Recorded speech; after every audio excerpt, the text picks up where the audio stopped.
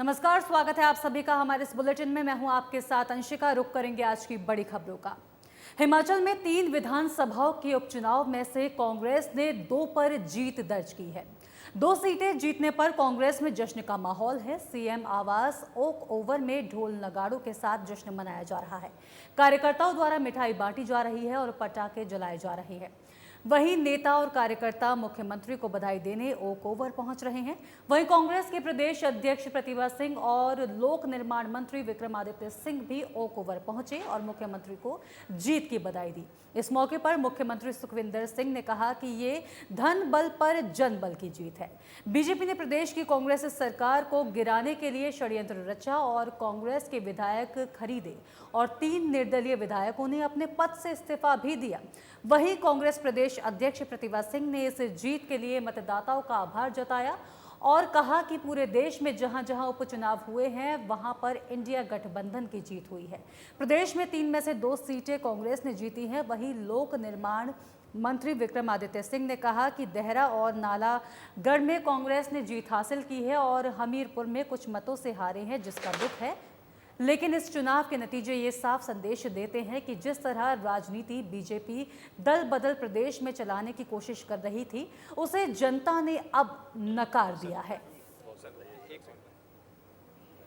अभी 1 महीना पहले जब लोकसभा के चुनाव हुए तो तीनों विधानसभा क्षेत्रों में भारतीय जनता पार्टी के लोकसभा के प्रत्याशी 15-15 हजार वोटों की लीड से जीते। अचानक एकदम तीनों निर्दलीय प्रत्याशी के चुनाव हुए।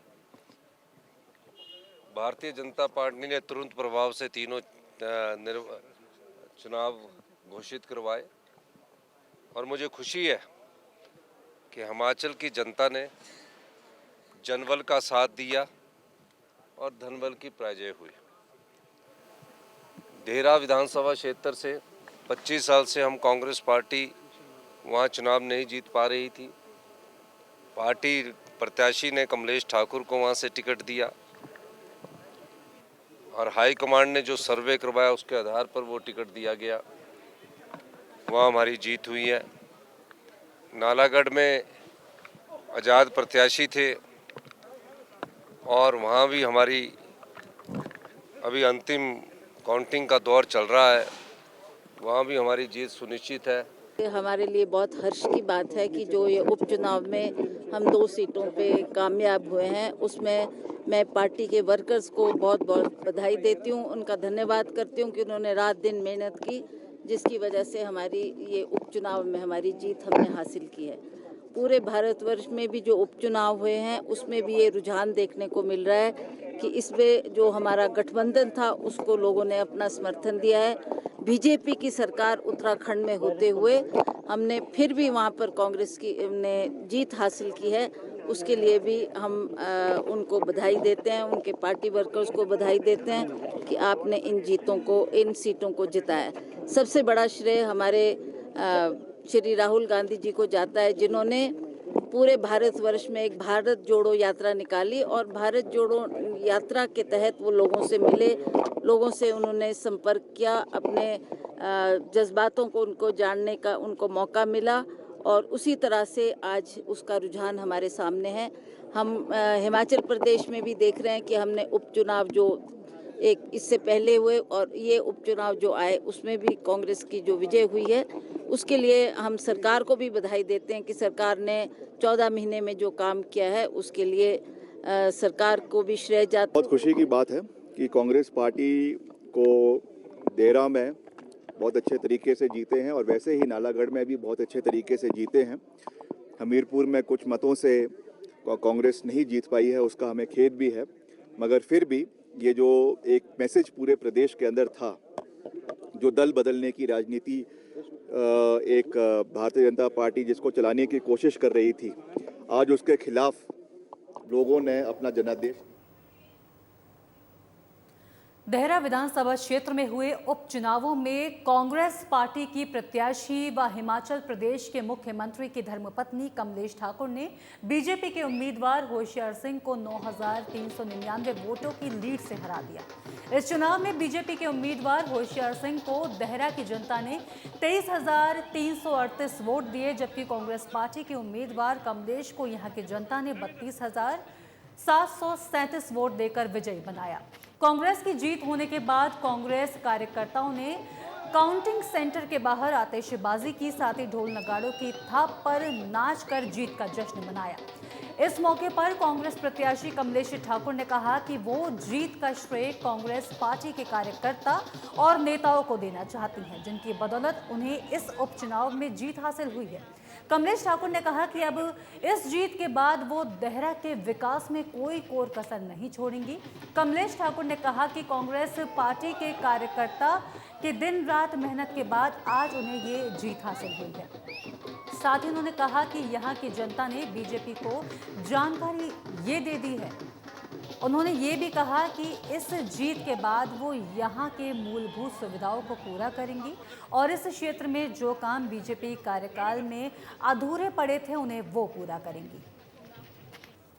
देखिए, जहाँ ससुराल के प्रति मेरा दायित्व है, वहाँ ससुराल का दायित्व निभाऊंगी, और जो मेरा मायके वालों ने मेरे को आज यहाँ मुकाम तक पहुँचाया है, उसके लिए तो मेरा दायित्व अलग से बनता है।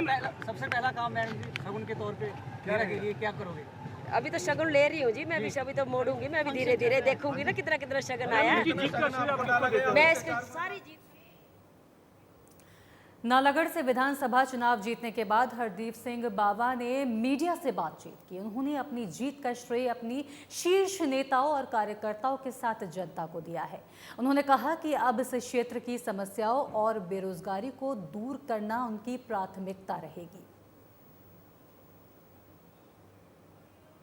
अपनी पार्टी की लीडरशिप श्रीमती सोनिया गांधी जी, हमारे पार्टी के नेता हमारे राहुल गांधी जी, श्री खड़गे जी, प्रियंका जी और हमारे प्रभारी शुक्ला जी, और ख़ास तौर पे हमारे माननीय मुख्यमंत्री सुखविंदर सिंह सुक्खू जी, हमारी पार्टी के अध्यक्षा श्रीमती रानी प्रतिभा सिंह जी और हमारे उप मुख्यमंत्री हमारे मुकेश अग्निहोत्री जी, उनके साथ साथ हमारे इस इलेक्शन के इंचार्ज रोहित ठाकुर जी और हर्षवर्धन चौहान जी और हमारे राम कुमार जी और हमारे रामलाल ठाकुर जी, मैं सभी नेताओं, कौल सिंह जी, मैडम आशा कुमारी जी, मैं इन सब का नेताओं का बहुत बहुत धन्यवाद करता हूं कि आज मुझे और ख़ास तौर पे अपने नालागढ़ की प्रबुद्ध जनता का मैं कोट कोट उनको प्रणाम करता हूं, उनका धन्यवाद करता हूं जिन्होंने मुझे।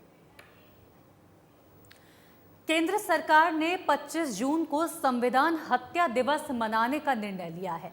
इसको लेकर पूरे देश में राजनीति का तापमान बढ़ गया है। पहाड़ी प्रदेश हिमाचल में भी इसकी आंच अब पहुंचने लगी है। हिमाचल सरकार में कैबिनेट मंत्री जगत सिंह नेगी ने इस पर प्रतिक्रिया देते हुए कहा कि देश में पिछले 10 साल से घोषित इमरजेंसी लगी हुई है। 10 सालों के कार्यकाल जिस तरह से सरकार ने संविधान पर हमले किए हैं, काले कानून लेकर आए हैं, आज वह संविधान हत्या दिवस मनाने की बात कह रहे हैं, ये विडंबना है। जगत सिंह नेगी ने इसके पीछे चुनाव में आए नतीजों की हताशा की वजह भी बताई है। साथ ही जगत सिंह नेगी ने बीजेपी पर हमला करते हुए कहा कि बीजेपी ने दल बदल कर सरकार गिराने का काम किया और धार्मिक उन्नाव फैलाकर सत्ता में आने की कोशिश की। नेगी ने बीजेपी पर निशाना साधते हुए कहा कि अब बीजेपी ने राज्य भी बदल दिया है और अब भगवान राम के बाद जगन्नाथ के सहारे पर है। नेगी ने कहा कि बीजेपी अब भगवान बदलकर सत्ता में आना चाह रही है। ईडी और सीबीआई जो इनकी कठपुतलियां हैं, ये जो है लोगों को जो है फर्जी केस बनाते हैं। फिर केस बनाने के बाद अगर वो बीजेपी ज्वाइन कर जाते हैं तब वो जो है सारे बरी हो जाते हैं। एक भी केस 10 साल में जितने ईडी के रेड पड़े हैं, कोई भी कोर्ट में जो है अभी तक कन्विक्शन नहीं हुआ है। और आप देख रहे होंगे कि अभी जो 3 कानून बीजेपी प्रदेश अध्यक्ष डॉक्टर राजीव बिंदल ने कहा कि प्रदेश में कांग्रेस की सरकार पिछले 1.5 वर्षों से चल रही है। इस मध्य लोकसभा चुनाव हुए, सरकार ने पूरी ताकत झोंकी, करोड़ों रुपए और सरकारी मशीनरी लगाई, लेकिन बीजेपी ने प्रधानमंत्री नरेंद्र मोदी के काम पर और पार्टी कार्यकर्ताओं की मेहनत से चारों लोकसभा सीटें जीती। इन लोकसभा चुनावों में 68 विधानसभाओं में से 61 विधानसभा क्षेत्रों में बीजेपी जीती। उन्होंने कहा कि 10 जुलाई को 3 उपचुनावों में बीजेपी ने हमीरपुर सीट जीती और मुख्यमंत्री अपने जिले को मिला।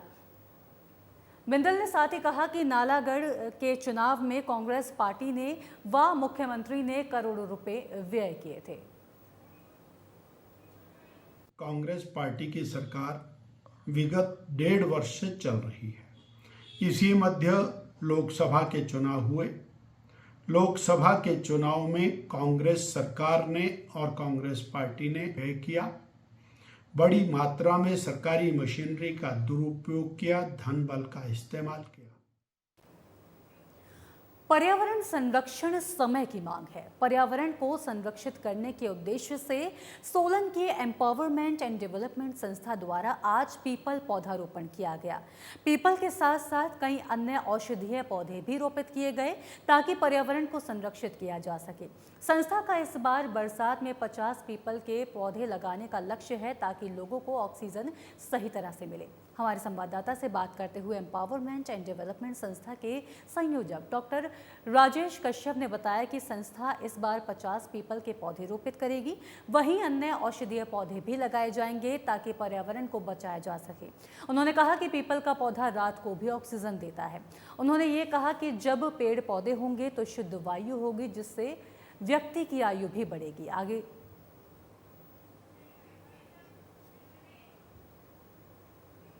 और फिलहाल इसी के साथ इस बुलेटिन में इतना ही। मुझे दीजिए इजाजत। नमस्कार।